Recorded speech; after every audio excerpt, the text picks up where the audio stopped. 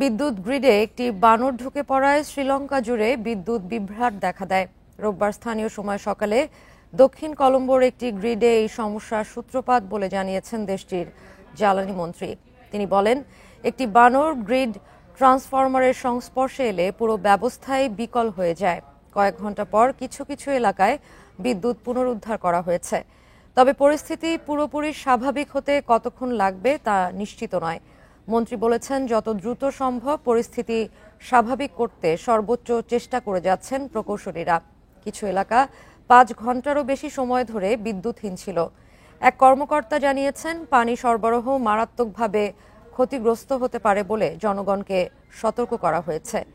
বিদ্যুৎ বিভ্রাটের কারণে হাসপাতাল এবং অন্যান্য গুরুত্বপূর্ণ স্থাপনাকে জেনারেটরের ওপর নির্ভর করতে হচ্ছে।